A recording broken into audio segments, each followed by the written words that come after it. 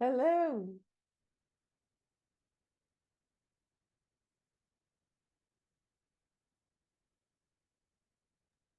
Hello, welcome. We'll start in just a few minutes. Of course. Yeah, we're just waiting for a participant to come in, and we'll be starting shortly. Absolutely.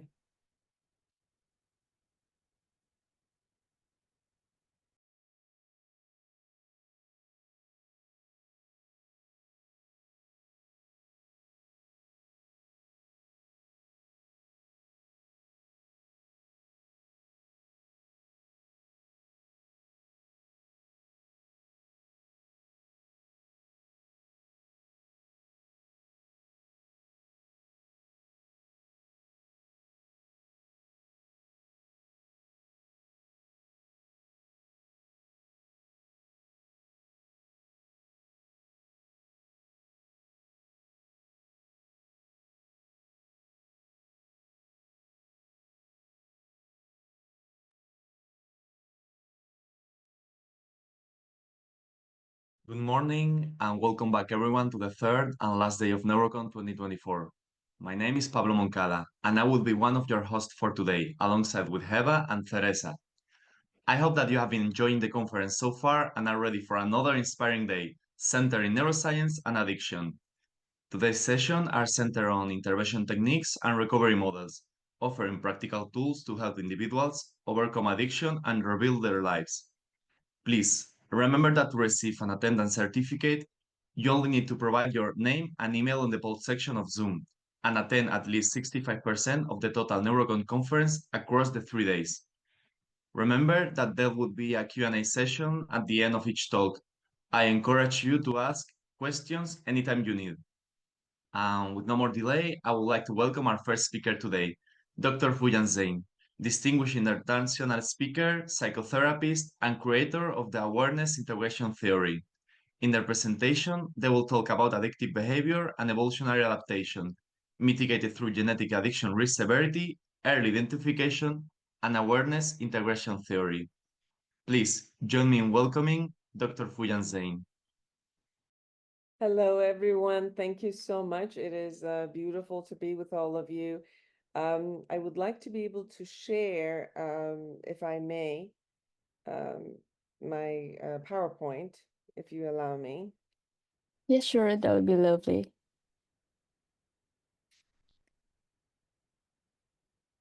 Are you able to access the Yes. sharing? Okay, Yes, amazing. Okay, good. I have access. So let me tell you a little bit about myself and introduce myself. I have been working, I'm a psychotherapist for about 33 years, and I've been working in the field of addiction the whole time. Since I went to school, I started working with addiction in residential programs, and I opened an outpatient program and for addiction. Not only that I saw them in my own practice, but I started an outpatient program. So working with addiction, I've always had this conversation of what it is that, how come as a human being, an organism that is always doing something in order to survive, what is it that is happening to us where we destroy ourselves? And working with addiction, I've watched people absolutely destroy themselves, their lives, everything that they've ever had. And they would at times even prefer to die before they have the opportunity to live, holding on to whether it was using a drug or using a particular behavior. So this question always remained as a conversation for me until I took certain certificate program in human behavior in Harvard, and I took the evolutionary psychology classes. And part of the conversation with our professor was always looking at addiction and saying, what is it that, and how is it that, a human being, not such as other animals, would continue to do a behavior, knowing the consequences, experiencing the consequences, and not moving from it. So I wanted to share with you what I gathered from a lot of the research. Let's see. So So we with regard to Zane, have you shared? Okay, yes. I can see that you're sharing it. Okay, Okay, thank you. beautiful. So looking at many of the research, we wrote this paper, which has been published, the addictive behavior from an evolutionary adaptation mitigated through genetic addiction risk severity, early identification, and then the psychology model that I created and wanted to share with you based on how this model has worked and why does this model work for addiction. Okay.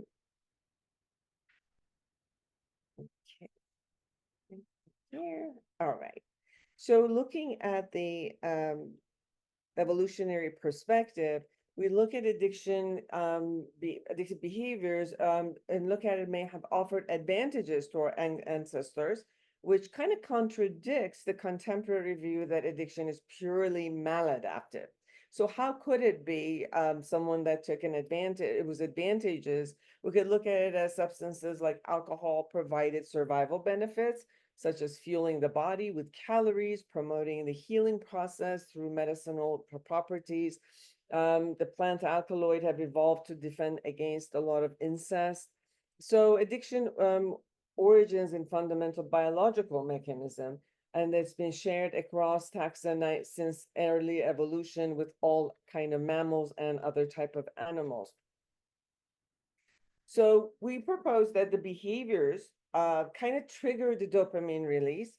Then initially the concept of dopamine release was in reinforced motivation and actions so that for survival, actually, and reproduction in past resource limited environments. And that has evolved in an adaptive mechanism. So every being use this kind of behavior in order to get the dopamine release because it would be kind of rewarding them, it would give them motivation, it would be moving them. So that particular behavior became an adaptive concept. However, what we could look is no individual could really utilize these resources in abundance, right? So if it was a plant, after usage of the plant a little bit, the plant would be gone, and then you had to wait for a whole new season in order to get the plant. If it was a certain behavior, you couldn't really do that behavior for a long time. So you could only create those behaviors or use those plants in order to change these a little bit, and then you had to wait. You could not do that over and over again. Unfortunately, in a modern environment, the same adaptive behavior, because there's such an abundance of drugs, abundance of, for example, if we're talking about behavioral addiction, if we're talking about gaming, if we're talking about sexuality, if we're talking about any other behavior that could also produce a lot of dopamine, the abundance of the behavior and substances are so much in the modern environment that the same adaptive behavior, now it has turned into a maladaptive behavior. So the human behaviors are kind of tied to both the DNA or polymorphism that sets an individual up for survival, and the chromosome histone as a function of the modern environment. So we have the genetic and then we have the epigenetic, and what can happen and what our behaviors do in order to create our genetics to have the expressions.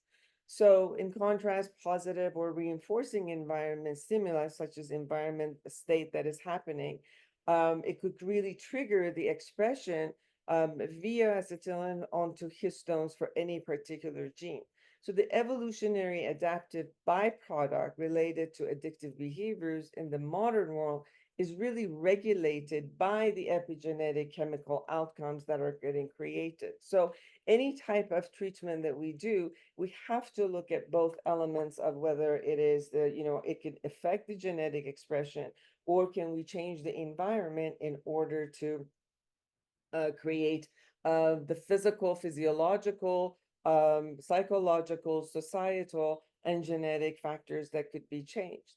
So when we look at the APA defines, American Psychological Association defines addiction as a state of psychological or physical dependence, right, on a substance, as well as a specific behavior, such as sex, exercise, gambling, or at this time, gaming.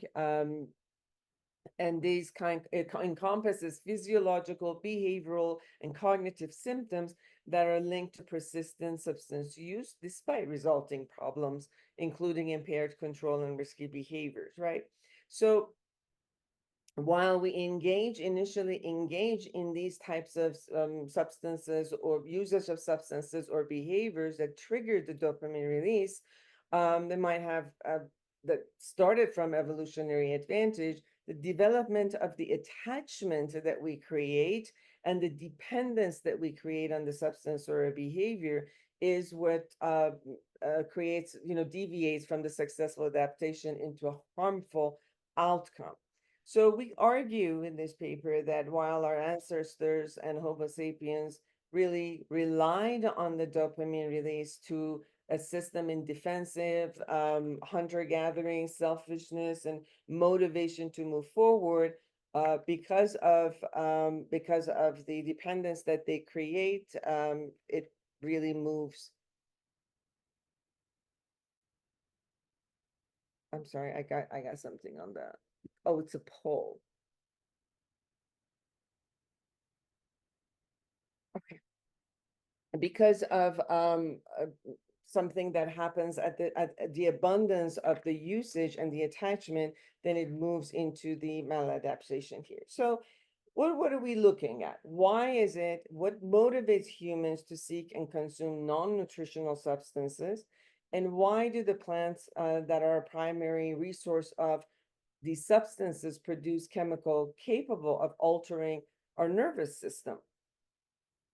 So addictive behaviors arise obviously from a pleasurable substance or activity when we rely on them and rely on their availability, often engaging in innate reward systems and more intensely than primary behaviors. So as an example, sometimes evolutionary speaking, children experiencing inconsistent care, if they feel anxious, if they feel like their environment is not for them, what will they do is they will hold on to a short-term risk and short-term pleasure, which will, they think it's more advantageous to them, versus a long-term waiting and holding on until they get the reward later.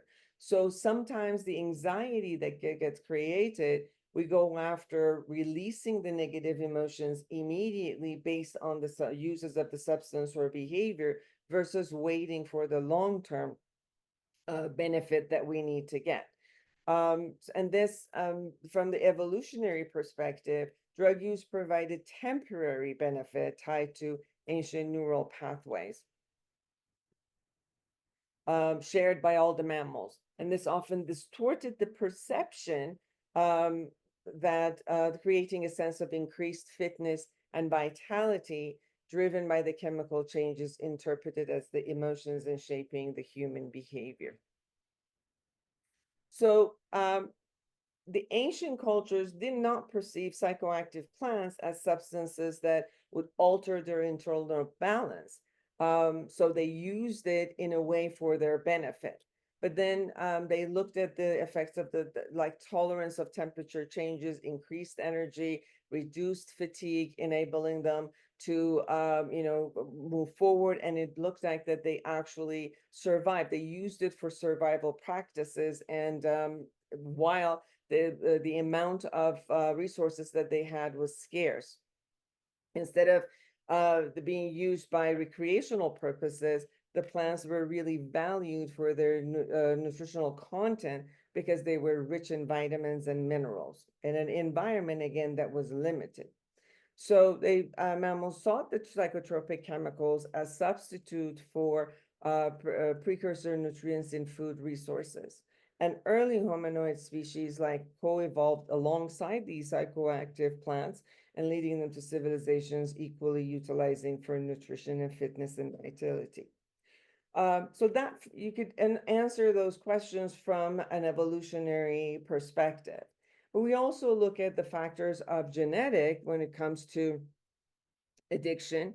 And Dr. Bloom, who's also one of the authors of this paper with us, in 1990, and their colleague made a groundbreaking discovery by identifying the first genetic concept, genetic polymorphism associated with severe alcoholism in their blind experiment. And they saw that not only this gene was there because of alcoholism, but it also influenced different kinds of usage of different kinds of substances, such as cocaine and non-substances as addictive behaviors, where they highlighted that the DRD2A1 allele is linked to the reward mechanism. And they introduced that after a while, where dopamine surges were going on, they created a reward deficiency syndrome, where at one point the excess amount of dopamine, when it was receiving in such an excess amount that the body was no longer producing, and the body was getting used to so much of the dopamine that at one point it needed more and more and was feeling deficient. And the minute you took that away, the deficiency of the body would seek, crave more and more. And that's how the craving also started. So they also, Dr. Bloom created a genetic addiction risk severity test that as we give it to, offer it to people, especially if we could offer it, we're hoping to be able to offer that also from children age 10 up, to look at the genetic factors of the predisposition that someone would have regarding their genetic factors. And if they do have it, then through trainings, we can offer them in order for them to have the ability to experience delayed gratification from childhood, and teach them and teach their parents in how to work with them to be able to reduce addictive behaviors or moving toward addiction. So the ability to have knowledge about their body hopefully will allow them to learn different behaviors and learn precautions on any a certain type of usage of behavioral concepts or substances, in order for them not to use or withhold from using, because of knowing that they might have the genetic factors. We also have physiological factors for addiction, which they have mammalians have two types of motivation. They have like or want. Like is regulated by opioid and brain stem system, representing the pleasure experienced upon receiving a reward, while want is driven by the cortical mesolimbic dopaminergic system and motivating to pursue the reward. So pleasure arises from the intercellular signaling within adaptive chemical pathways of the reward system, directing the attention toward fulfilling their needs. So the key brain regions and reward pathways associated with substances like alcohol, opioids, or cocaine include the nucleus accumbens and globus pallidus. So the neurotransmitters such as the dopamine, serotonin, GABA, and norepinephrine are involved in these pathways. So disruption in this cascade can lead them to chemical imbalance, and then the triggering the negative emotions known as the reward deficiency syndrome, which then manifests as the behavioral disorder due to these deficiencies in adaptive reward pathways. So there's also the psychological factors, where active drugs elicit a lot of emotions that at one point, these emotions, when positive emotions were coming in as the euphoria, signaled actually happiness, evolution, moving forward, creating, increasing fitness, and increasing fitness meant that such a successful foraging or breeding. Euphoria signaled high fitness level, serving as a survival signal. But the negative emotions were prevalent when fitness levels were low.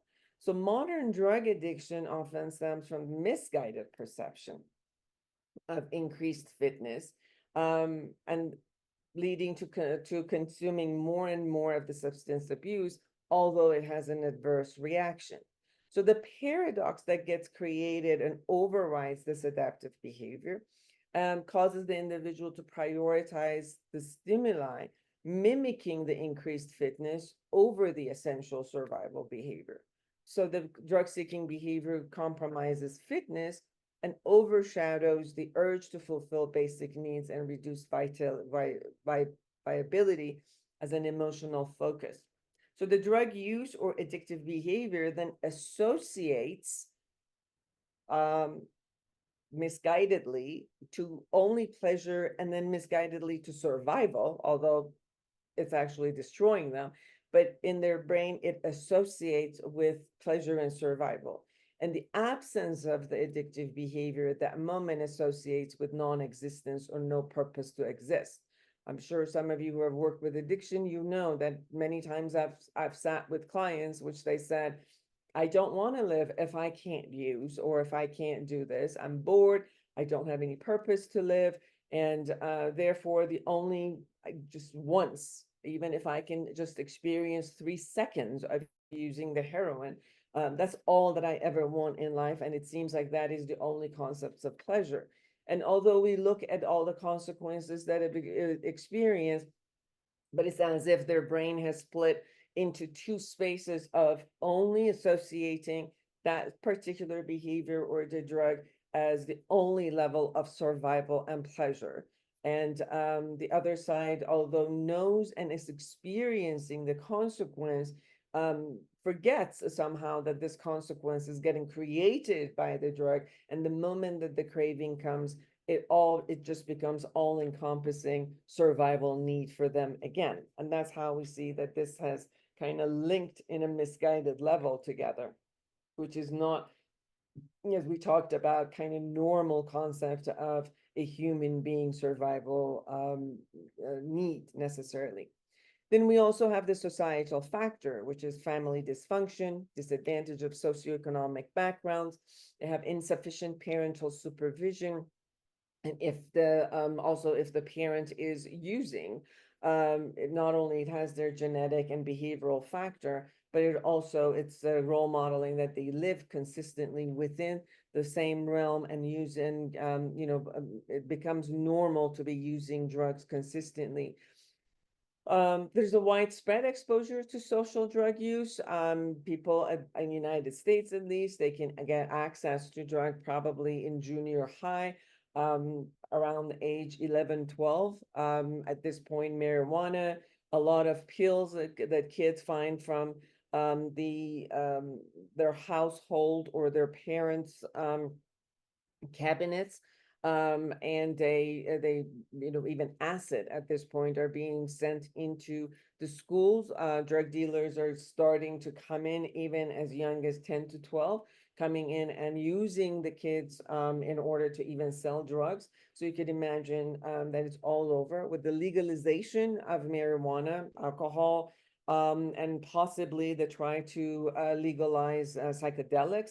You could see that more and more there's a widespread exposure to social drugs, and obviously fentanyl as it is spreading all over.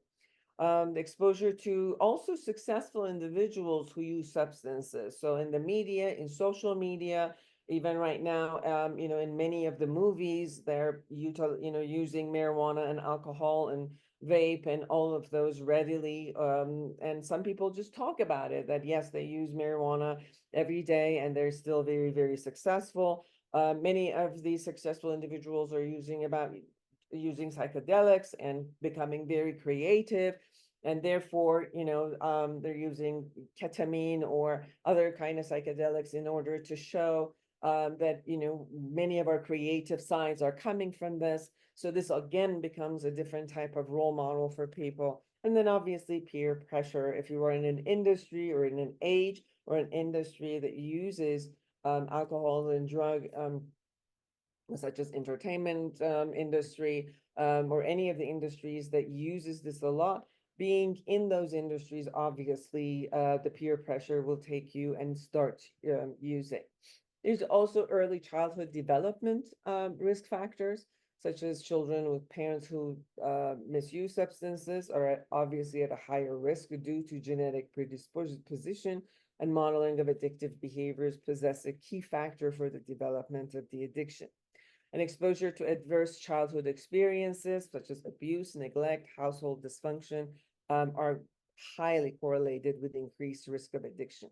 So most of us who work with addiction, we see that there's trauma underlying emotional dysregulation and trauma are underlying the concept of addiction. So if the same person might not have the predisposition from their genetic factors, if there is a trauma in their childhood, that the combination of a substance or a behavior plus trauma plus the genetic factor will probably have the highest level of someone in the future becoming addicted to a behavior or a substance.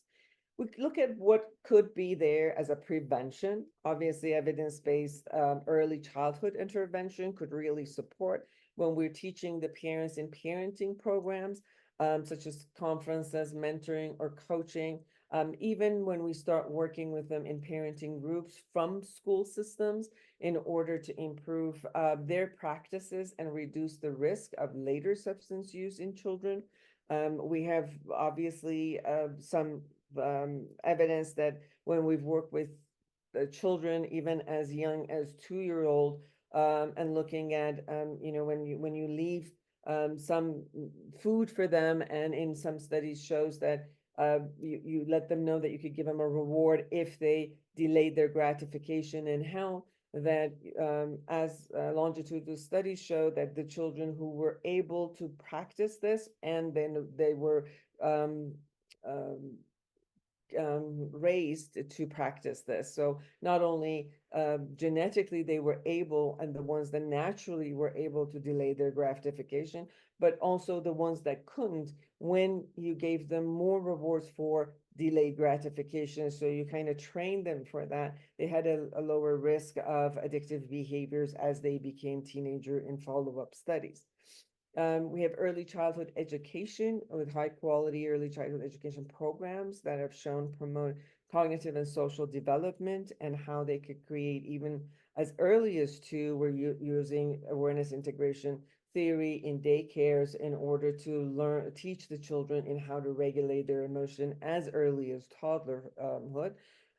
It really supports as they grow up and they learn how to contain their emotions and not just use a behavior or a drug just to shove down their negative behavior. And then policy and community interventions in the different type of reducing socioeconomic disparities and enhance community resources that can create environment that are healthy. The early childhood protective factors, such as, again, working with parents to create stable and nurturing relationships with caregivers that could emotionally secure resilience for them, and then social and emotional skills that we could utilize in school settings in order for the children to be able to learn. And another concept prevention that we're attempting to use is to use the GARS test for assessment of genetic disposition. And from there, we could really look at, are there supplements that we need in order to regulate the chemical balance in the children? Or it is that by behavioral training, we could teach the children in how to regulate their emotions from childhood. So based on all of these things that I shared with you, it's important to know that a treatment model, we need a treatment model that supports in all of these different levels. So awareness integration is an evidence-based, it's a multi-modality, multifaceted, psychotherapeutic and educational model that first and foremost promotes self-awareness. And I'll go through the phases so you could understand how it does. The first 3 phases really about awareness of the present moment. It kind of goes back and mediates all the past traumas and psychological blocks from the past and brings them into forward, and then cultivates a clarity and a positive mindset for the future. So it's a model that handles all kind of a 3 temporal concepts: the present moment, clearing the past, and then creating a new future and a conscious future for you. It is crafted really by bringing many of the psychological theories that I had learned and brought them together. So cognitive behavioral therapy, existential, person-centered, humanistic, emotion-focused, mind-body therapies, and trauma-informed therapies, hypnosis and mindfulness are brought all together. So we, for example, a lot of the cognitive models stated that if you change the cognition, a thought process of someone, you could change the emotions and the behaviors.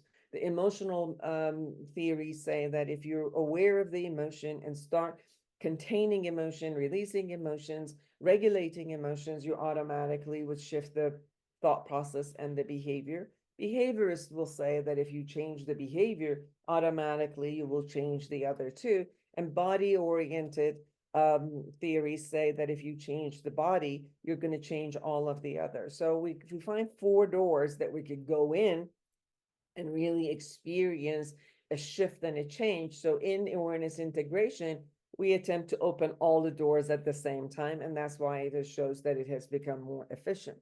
So it provides a comprehensive strategy for blending all of these elements and approaches and interventions, and in a structured, it's an open structured, but a flexible framework that addresses all of human experience in different areas of life. So we actually go and look at possibly 32 domains of life, up to 32 domains of life. And we look at, for example, the person's relationship with their selves, their body, their illnesses, their career, their finances, a relationship with jobs, career, many parents, siblings, friends, society, even death, even spirituality. So we look at, we go through the process looking at every single domain, because many of these domains, if they're not working, it would lead to someone needing to and not having the skills to handle, and then needing some pseudo concepts in order to shut down their negative emotions, and then or numb their negative emotions, and therefore create some addictive behaviors. And at times having skills in some area and having the ability to bring the skills forward to other areas. So that's why in this model, we look at all angles. And as we talked about, when you see someone going through the behavioral or chemical addiction, not only it stems from possibly a lot of these angles, but also affects every single one of these domains of their life. So when we're going through an ongoing treatment, we really want to make sure that we're handling every angle of their life. And as they go through the recovery, that they have the ability to re-enter each one of these relationships in a healthy way, and move forward with it. Some of the research that we've done in this area is we've seen that 76% effectiveness in reducing depression, and 43% improvement in 60% decrease in anxiety, and improving their self-esteem and self-efficacy. Many different types of work and research we've done. Again, it showed that a reduction of depression and anxiety is 27%, 37%. We've also used it as a self-help model in California State University, college student, where we did not do any type of coaching or psychotherapy, but we gave them as modules, which they were doing guided journaling. And even only with guided journaling, we still got 68% minimization of depression. There are other case studies that we did, which still showed 60%, 50% reduction in anxiety, 66% reduction in PTSD symptoms. Also, because we looked at the self-help model, we created an app, which is called Foojan app. And in that, we put in 32 domains of life. And as they were doing the guided journaling through the app, we still saw 64% improvement in different types of area of their life, such as career, intimate relationships, the relationship with children, in-laws.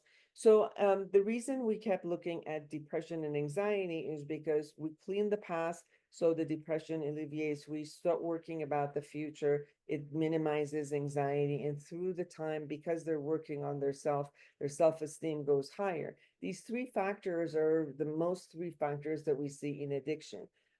Most people are either diagnosed with comorbidity of addiction and anxiety prior to them actually using and becoming addicted, but definitely after they go through their recovery time, depression and anxiety is one of the most factors that they experience, and low self-esteem. So zooming as a treatment model into our recovery in these matters have become one of the most effective concepts for the person to be able to come back to their regular life. So it aims to reconcile fragmented part of the self. And as you know, when someone goes into through addiction, literally they kind of split off. So AIT, it brings all of these parts of them back from also the area of their life that they had trauma, and therefore they got split off. It enhances self-awareness across past experience to the present. And it embraces an individual's life journey through an effective open-ended approach, empowering them to explore and then grasp the interplay between their perception and the environment. They engage in both the conscious and subconscious processes. So we go open up the subconscious processes, bring them into consciousness so that they could get to choose what has worked for them and what hasn't worked for them, and then have the ability to choose all the skills that have worked for them and move forward. It's structured guidance, allows training for psychotherapists and mentors and chemical dependency counselors in a very easy way, where they can just guide their client through systematic concepts. And even if if someone's doing this as a work on themselves, because it is structured guidance, it's easier for them to work through and get great results. Individuals have the ability to differentiate between constructive and non-constructive thoughts, mental schema, and identify deeply engraved fundamental beliefs, emotions, and behaviors, and then find new strategies to replace the negative belief system and create constructive and beneficial principles. The interconnectedness of the self with other life domains, such as relationships, family dynamic, career, and finances, it extends across all the realms of their life. So looking at the AIT, I want to share with you that the theory looks at three different concepts and three ways of relatedness. One type of relatedness is how our thoughts, how our emotion and behaviors are towards other people. Everything that we could imagine about other people. We have belief systems that runs us. Some of these belief systems we've gained through our own experience moving forward. Some of them we've gained through our culture, our family system, and we've held on to them. Some of them negative, some of them positive. So therefore, in phase one, we start looking at how we view the world. Where do we have these belief systems come from, and which one of them work for us or it doesn't work for us. So for example, if you would play with me and imagine an area of your life that you can start looking at, and imagine stating what your beliefs are. So pick an area like your career or finances, or your relationship with your mate, or any of it. And then start looking at, how do you think positively toward them? How do you feel? How do you think negatively? What are your feelings that have positive or negative? What are your behaviors on a positive and negative way? And then look at the impact that if you think positive, feel positive, and act positive, behave positive, then what are the positive impacts that you have? And then you distinguish it with your negative ones, negative thoughts, the emotions and behaviors, and then how's the impact on that? Now, when we look at the positive ones, we could store them as strengths, as skills, as things that we've done. And the negative ones we could look at as things that we're vulnerable. We need more skills, and so we can become conscious of them. Also, we can take responsibility about the way we think and feel and behave that creates these results and accountability for those. Phase 2 starts looking at the concept of assumption. Every human being and our ancestors, we've had to be able to estimate yes and assume if, you know, an animal or another person from another tribe, as they walked in based on their behavior or body language, were they safe for us? And was that okay? Can we be safe and move forward, or do we need it to fight? So this concept of assumption is something that has been really useful for us. The issue is that we're assuming all the time, but we're not necessarily doing a reality check. So sometimes our assumptions are running our life, but they're not real. So it's important to know what kind of assumptions we have and what is the impact of all of us assuming, you know, these positive or negative concepts. And then phase 3 is an identity with yourself. So we look at the positive and negative ways we identify, the self-critical part that we have. How do we nurture ourselves, or do we abuse ourselves? Do we scold ourselves? Do we blame ourselves? Or do we kind of reward ourselves and move forward? And what are all the negative beliefs that we have about ourselves, and where did we create all of these negative core beliefs?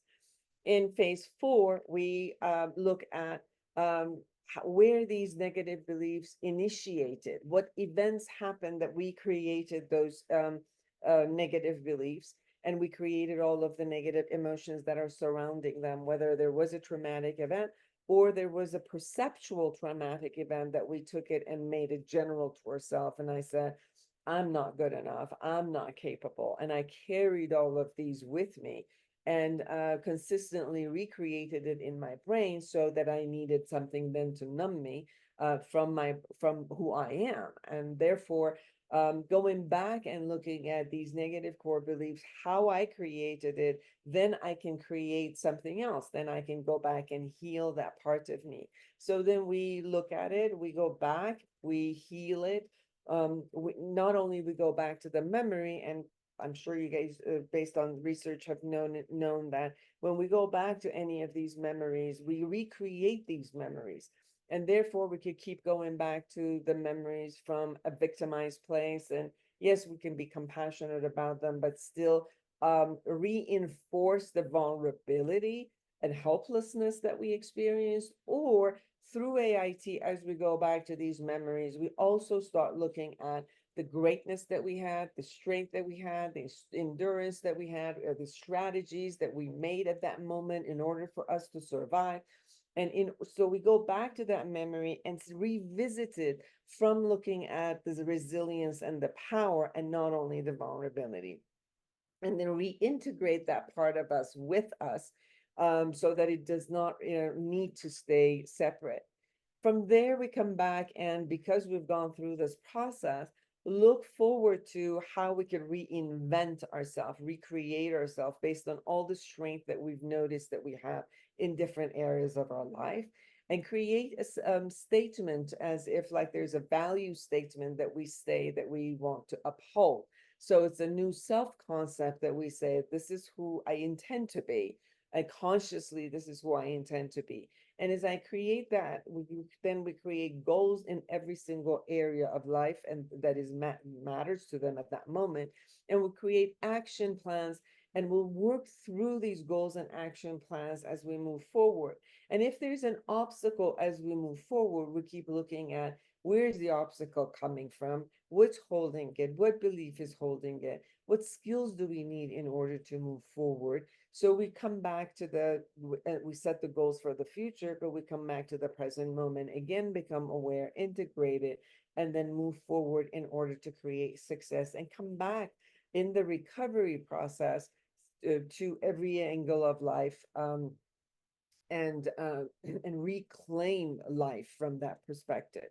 And then phase 6 creates relapse prevention, structuring functional value systems, people, setups, and structures that maintains the way that we move forward with each other, and in different domains of life. We could create accountability buddies, we could create structures with our calendar, with people we know, with people at work, with finances, in order to make sure that our goals are moving forward and bring a community of, because we're working with relationships with our parents and siblings and friends and coworkers and our children, we come back and allow all of this community to come back as a part of the accountability buddy with us and feel the support, feel the love, feel the clarity that we have about our intention, that who we intend to be, and move forward with it.